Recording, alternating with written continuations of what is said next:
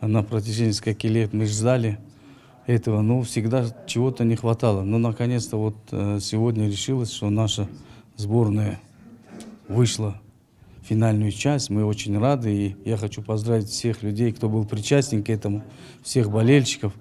Все-таки это очень большое дело, и мы будем надеяться, что это даст большой прогресс и толчок к развитию футбола в Таджикистане. Еще раз хочу всех болельщиков поздравить с таким большим успехом. Аввалин бор иштирок дар чемпионати Осиё оид ба футбол воқеан як хабари фараҳбахш аст.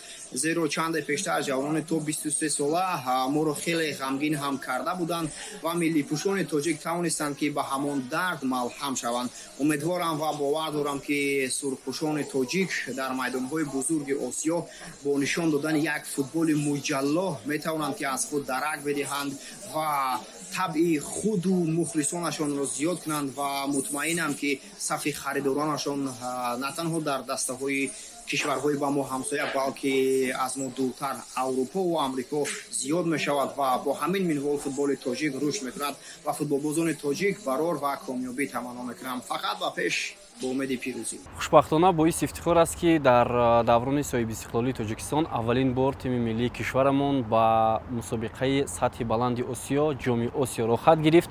Хуб, дар ин давра мо як маротиба дар марҳилаи муқаддамоти ин мусобиқа иштирок кардем бо роҳбарии Ҳаким Фузайлов. Мутаассифона тими миллимо натавонист аз гурӯҳ ба марҳилаи ниҳоӣ рохат бигирад ва имсол бо роҳбарии мутахассиси харвати табори олмонӣ Петр Шегерт тими миллимо тавонист ин қуларо фатҳ кунад ва албатта ин боиси ифтихор ҳам ҳаст ки пеш аз анҷоми бозиҳои гурӯҳии марҳилаи интихоби мусобиқа тими миллимо тавонист ба ҷоми Осиё суд кунад. Нобаста аз натиҷае ки баъд аз бозии мунтахабҳои Фаластин ва Филиппин ба даст омад, тими миллимо ҳам шонси рохат гирифтан ба марҳилаи ниҳоии мусобиқаи ҷоми Осиёро дошт ва аз фурсат истифода бурда тамоми мухлисони футболи тоҷикро бо ин дастовар табрик мекунем. Ин аввалин ҳузури мо аст. Ман бовар дорам ки давоми як сол тими миллии футболи Тоҷикистон боз ҳам хубтар, беҳтар омодагӣ мегирад ва дар ҷоми Осиё натиҷаи баланд нишон медиҳад.